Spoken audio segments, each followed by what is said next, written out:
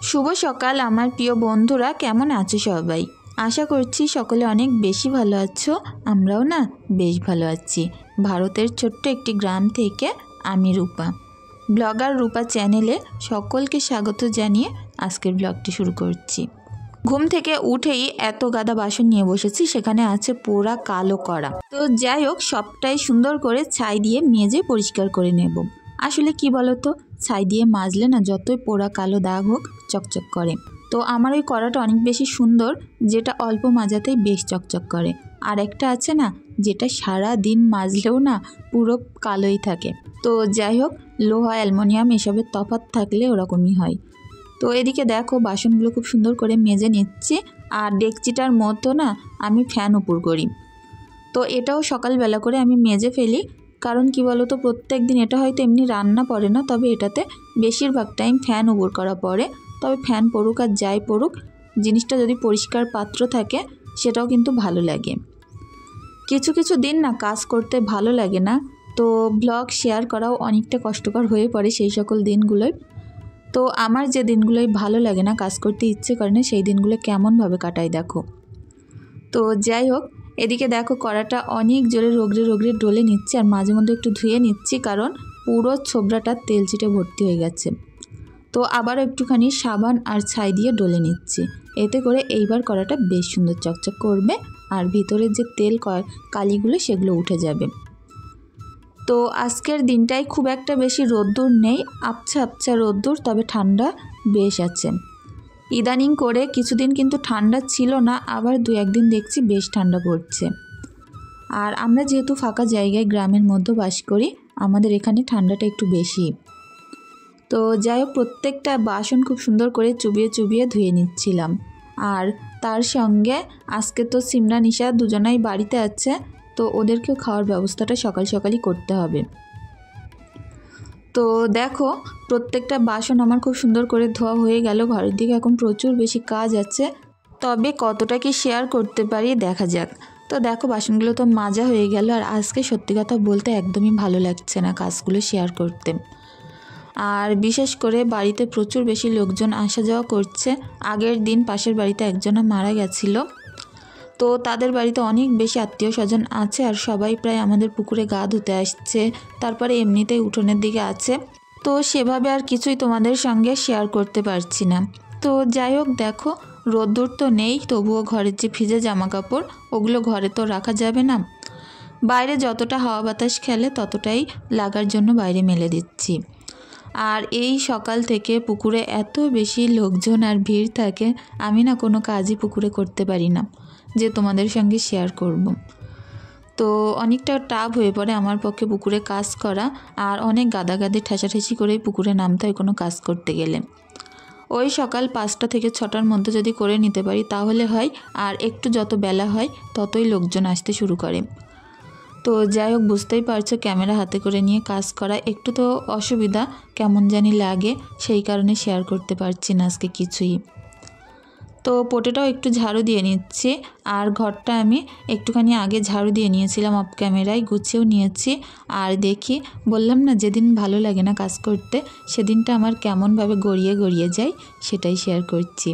তো সকাল থেকে বেশ অনেকগুলো কাজ আমি অফ ক্যামেরায় করেছিলাম।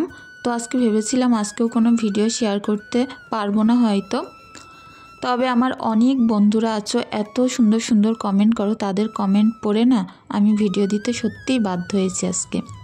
তো যারা প্রত্যেক দিন অনেক সুন্দর সুন্দর কমেন্ট করো আর বলো যে তোমার ব্লগ না দেখলে দিনটাই কাটে না, তো আমার সেই সকল বন্ধুদের জন্যই আমি আজকের ব্লগটি যতটুকু পারবো শেয়ার করছি। তো সকাল সকাল কাজকর্ম তো শেষ, আর এখন এই যে 1 গ্লাস লেবু জল করে আমি খেয়ে নেব। আর এই যে উষ্ণ গরম পানিতে লেবু দিয়ে নিচ্ছি, আর এটা আমার অনেকটাই বেশি উপকার হয় সকালে। আর এতে করে আমি দেখেছি আমার কোনো গ্যাসের প্রবলেমও থাকে না, কোনো রকম ওষুধপালাও খেতে হয় না। তো যাই হোক, এখন বসে বসে একটুখানি লেবু পানিটা খেয়ে নিই। আর বাচ্চাদের জন্য একটুখানি খিচুড়ি করেছি সকালবেলা, সেটাই খাইয়ে দেব।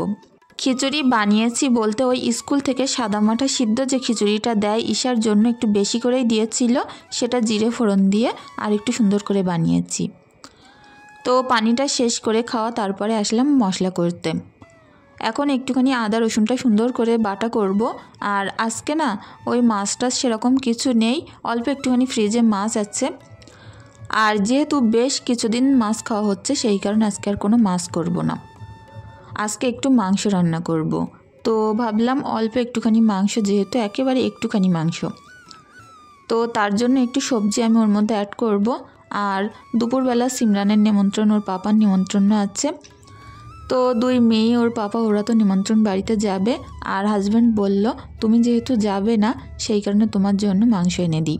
তো ওই অল্প একটুখানি মাংস আমি ভাবলাম দুপুরবেলা আমি একা খাবো, একটু সবজি দিয়ে দিই, রাত পর্যন্ত খুব সুন্দরভাবে সবারই হয়ে যাবে।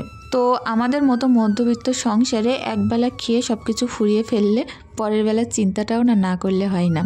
কারণ কি বলো তো, খেলে তো হয়তো ফুরিয়েই যাবে, তবে ওই দুবেলার চিন্তা যদি করে নিই, একটু বুদ্ধি খাটিয়ে নিই, তাহলে কিন্তু ওই একবেলার জিনিস আমাদের দুবেলা খুব সুন্দরভাবে হয়ে যায়। তো এই যে সকালের কাজকর্ম তো আমি ওদিকে শেষ করে ফেলেছিলাম। আর দুপুরের কাজকর্ম বলতে এখন এই রান্না বান্না আর কিছুই আজকে করব না। আর কি বলো তো, সন্ধ্যাবেলা করে সিমরানের পেছনে টাইম দিতে হয়। এখনও পর্যন্ত সেইভাবে কোনো টিউশন মাস্টার ঠিক হয়নি, তবে একজনা কথা বলে গেছে। তো বাড়িতে এসে পড়িয়ে যাবে 1800 টাকা করে মাইনে, আবার সপ্তাহে 3 দিন পড়াবে। তো বলো মধ্যবিত্ত ঘরে কতটা বেশি কষ্টকর হয়ে পড়ে এই সকল বিষয়গুলো টানতে গেলে। তো তারপরে আরও একজন ম্যামের সঙ্গে কথা বলা হয়েছে, সেও বাড়িতে এসে পড়িয়ে যাবে। তো ওই 1700, 1600, 1800 এইরকম ছাড়া কোনো টিউশন মাস্টার খুঁজেই পাওয়া যাচ্ছে না। তা বাদে 3 দিন 4 দিনের বেশি কেউই পড়াবে না। তো ভাবনা চিন্তায় আছি ফেব্রুয়ারি মাসে যা হোক করে কোনো টিউশন মাস্টার দিতে হবে। তো অঙ্ক ইংরেজির জন্য যদি একটা টিউশন মাস্টার হয় অনেক বেশি ভালো হয়। কি বলো তো, ওরা একটু ধরিয়ে দিলে আর বাদবাকিটা আমি বাড়িতে করিয়ে দিলে অনেকটাই সুবিধা হয়। তো দেখা যাক কি হয়। আর যতদিন পর্যন্ত না হয় ততদিন আমাকে একটু বেশি বেশি সময় দিতে হয়। তো যাই হোক, এদিকে দেখো মাংসটা সুন্দর করে কষিয়ে নেব, আর বেশ অনেকক্ষণ যাবত আমি ভাজা ভাজা করে নেব। কারণ কি বলো তো, মাংস যত বেশি ভাজা ভাজা হবে ততটাই বেশি মজার হবে। আর এতে করে আমি যেহেতু সবজি অ্যাড করব সেই কারণে মাংসটা অনেকক্ষণ যাবত আগেই ভাজা ভাজা করে নেব। তো অর্ধেকটা বাঁধাকপি ছিল, অনেক দিন হয়ে গেছে, প্রায় 1 সপ্তাহ আগে কেটে রাখা ছিল। তো এই শীতের সময় সবজি বাইরে রাখলেও না নষ্ট হয় না। তো যাই হোক, সেই অর্ধেকটা বাঁধাকপি দিয়েই মাংসগুলো করছি, তাহলে রাত্রে আমাদের সবার সুন্দরভাবে হয়ে যাবে। আর আজকে এই উনুনটায় আমি রান্না করছি, কারণ উনুনটা দেখতেই পাচ্ছ চারিদিক থেকে ভেঙে পড়ে যাচ্ছে। তো এটা হয়তো ভেঙে অন্যরকম একটা উনুন পাতবো। তো লাস্ট একটু সুন্দর করে রান্না করে নিয়েতে কি বলো তো, নিজের হাতে তৈরি করা কোনো জিনিস গড়ার পরে সেটা যদি ভাঙা হয় অনেকটাই খারাপ লাগে। তো এই উনুনগুলো অনেকটা কষ্ট করে পেতে এত বছর রান্না করছে, এখন ভাঙতে গিয়েও বেশ খারাপ লাগছে। আবার এদিকে না ভাঙলেও হবে না, চারিদিক থেকে মাটি পুরো ছাড়িয়ে ছাড়িয়ে পড়ে যাচ্ছে। তো দেখি এইবার একটু মাটি উঠেছে ওপরে, তো এবার ওখান থেকে মাটি আনবো আর উনুনগুলো সবটাই ভেঙে ঠিক করে নেব। তো দেখো সুন্দর করে বাঁধাকপিটা কষিয়ে নিলাম। এখন অনেকক্ষণ যাবত ঢাকা দিয়ে লো ফ্লেমে একদম আস্তে আস্তে করে আমি সুন্দর করে রান্নাটা শেষ করব। তবে শীতকালে না এই উনুনের পাড়ে বসে রান্নার মজাই কিন্তু আলাদা। আমার তো বেশ ভালো লাগে উনুন পাড়ে বসে রান্না করতে। তো যাই হোক, আজকে ভাবছি হাতে যেহেতু অনেকটাই সময় আছে একটু কেনাকাটা করতে বের হব। আমাদের এখানে না বাজার কলকাতায় প্রচুর বেশি অফার চলছে হাসনাবাদে। সব কিছুর ওপরে 50% অফার, যেটাই নেব সেটার হাফ দাম। তো ভাবছি একবার দেখেই আসি, যদি সত্যি সেরকম হয় কিছু কিনে আনবো। বিশেষ করে গরমকাল সামনেই আসছে, আর ওখানে না হাতা কাটা অনেক জিনিসপত্রের সেল দিচ্ছে, যেগুলো বাচ্চাদের হাতা কাটা গেঞ্জি, হাফ প্যান্ট, তারপরে সোয়েটারও আছে। তবে সোয়েটার কিছু নেব না, শীত তো প্রায় চলেই গেছে। তো যাব আর ঈশার জন্য কটা হাতা কাটা হাফ গেঞ্জি, সিমরানের জন্য কটা গেঞ্জি প্যান্ট, আর আমার জন্য কিছু যদি পছন্দ হয় তবেই নেব। তো যাই হোক, এদিকে রান্নাটা শেষ করলাম আর জিরের গুঁড়ো দিয়ে এখন নামিয়ে নেব। এদিকে দেখো সন্ধ্যাবেলা চলে এসেছিলাম, সন্ধ্যা বলবো নয় 4টের দিকে এসছি, আর এখন সন্ধ্যাও হয়ে গেছে। তো ঈশা ওদিকে প্রচুর দুষ্টুমি করছিল, আর সিমরান পছন্দ করছে কোনটা নেবে। আমি অনেকগুলোই জিনিসপত্র ওদের নিলাম। তো আজকের দিনটা এভাবে কেনাকাটা করে অল্প কাজ করে ঘুরিয়ে ঘুরিয়েই আমার গেল। আর যে জামা কাপড় কিছুটা আমি আবারও বিকালে মেলে দিয়েছিলাম ধুয়ে, সেগুলো না এখন ভিজে আছে। তো ওই সকালবেলা যেগুলো কেচেছিলাম সেগুলো তো সঙ্গে সঙ্গে শুকিয়ে গেছিলো, আর বিকালে যেগুলো মেলেছিলাম সেগুলো পুরো ভিজে। তো সেগুলো তুলে এখন এই যে দড়িতে মেলে দিলাম। আর আমরা যে কেনাকাটা করেছি, তোমরা যদি কমেন্ট করো অবশ্যই কালকের ভিডিওয় দেখাবো যে কি কি কেনাকাটা করলাম। তো বন্ধুরা, আজকের ভিডিওটি বেশি দূর বাড়াবো না, এখানেই শেষ করছি। এদিকে সিমরানকে পড়াচ্ছিলাম, আর পড়া বাদ দিয়ে ও সব কিছুই করতে ভালোবাসে। ঈশার সঙ্গে অনেক দুষ্টুমি করছে।